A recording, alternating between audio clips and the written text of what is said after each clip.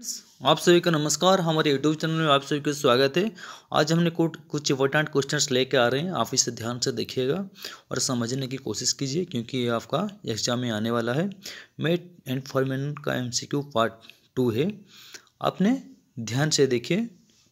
अगर कुछ आपको PDF वगैरह चाहिए तो हमें हमारे कमेंट बॉक्स में आप लिख सकते हैं।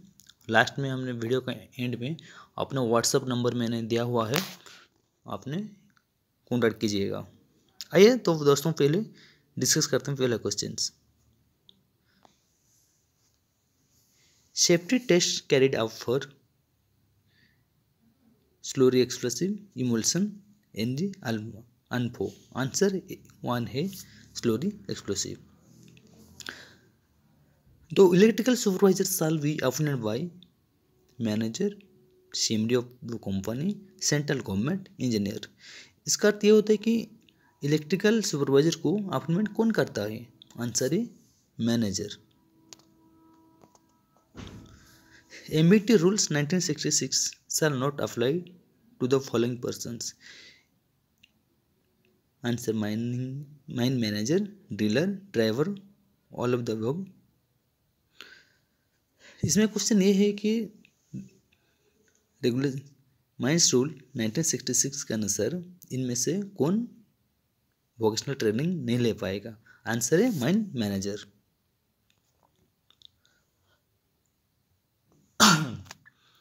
During drilling operation the production of dust may be reduced by keeping suitable pressure, keeping the holes clear and coating, directing a jet of water the cutter edge, using shrap bit, reducing the dia of drill bit, decreasing the RPM, for a none of the above। Answer है इनमें से question में ये लिखा जा रहा है कि जब हम लोग ड्रिलिंग ऑपरेशन करते हैं प्रोडक्शन के लिए, उसमें डस्ट जनरेशन होता है। तो इनमें से क्या चीज़ करने से हम लोगों का ज़्यादा डस्ट जनरेशन नहीं होगा? तो इसका आंसर है 1। Safety management plan must be dash and dash system.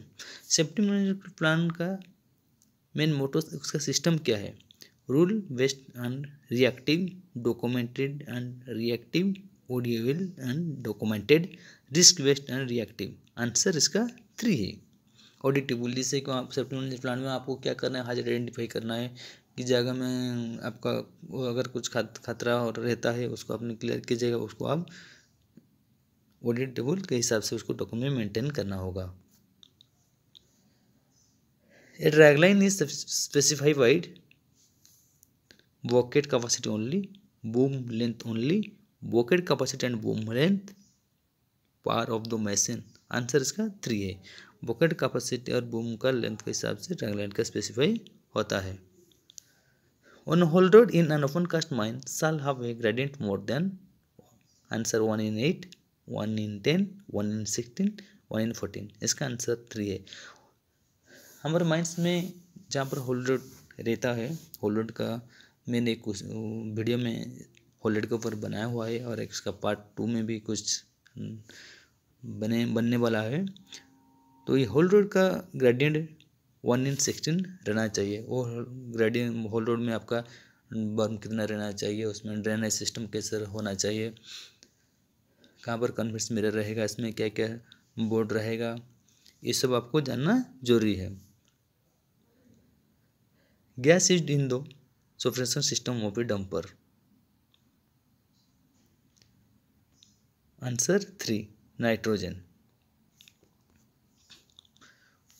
All corner and vents in open cast mine shall be made in such a way that operators of vehicle have clear view of the distance of not less than dash time the braking distance of the largest HMM working at km/h।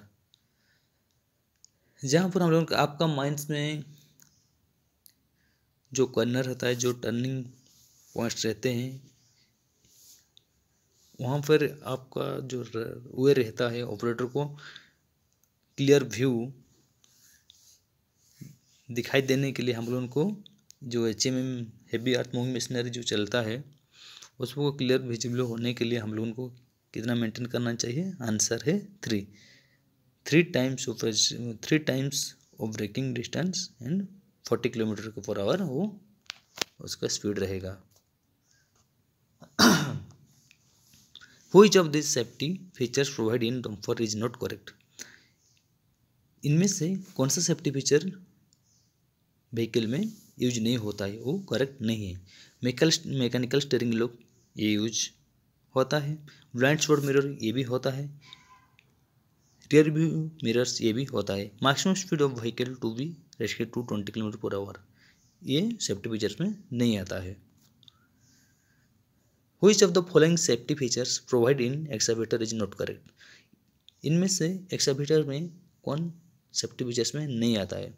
Answer 1 no function cut off switch, वो safety feature में नहीं आता है।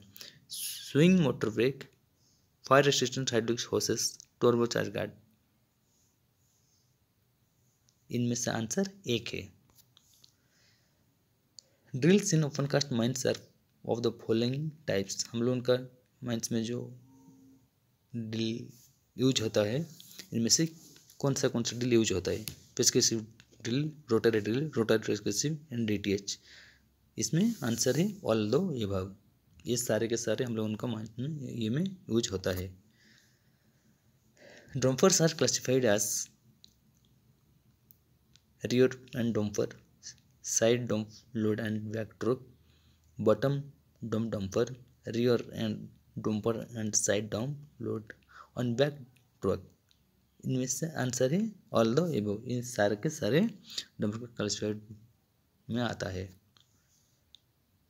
This type of dozer does not having digging power,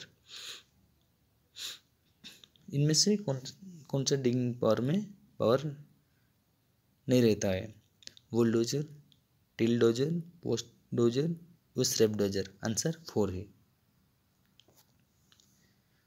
the function of A grader is, एक grader जो रहता है mines में उसका काम क्या रहता है, उसका फंक्शन क्या है? बुलडोजिंग करना है, साइड कटिंग भी करना है, लेबलिंग में उसको करना है, रोड भी बनाना है, इसलिए इसका आंसर है all the above. For every mine where in more than person are ordinarily employed the owner, agent और manager shall constitute a safety committee. ये 29T रूल आप सबको जितने भी मेट या फॉरमैन की तैयारी कर रहे हैं आप सभी ने एक्ट रूल रेगुलेशन को फॉलो कीजिएगा। जैसे कि रूल के बारे में ये क्वेश्चन आया, ये कौन सा क्वेश्चन कहाँ से आया है, ये सब आपको जानना जरूरी है। ये रूल 29T के हिसाब से जहाँ पर ओनर, एजेंट और मैनेजर, जहाँ पर 100 आदमी काम कर रहे होंगे वो ओनर, एजेंट, मैनेजर एक सेफ्टी कमेटी बनाएंगे। For every mine employing more than person on any day of the preceding calendar year there shall be provided a suitable fast aid room।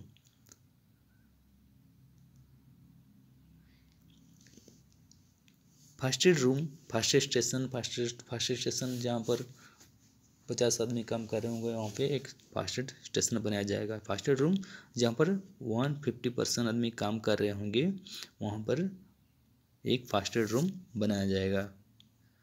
Sorry, इसमें आपका मैंने मेंशन नहीं किया हुआ है, फिर भी मैं बता देता हूँ, उसको आपको जानना जरूरी है। क्वेश्चन आ सकते हैं कि फास्ट एड रूम का फ्लोर एरिया कितना है, ये सब क्वेश्चन आ सकता है।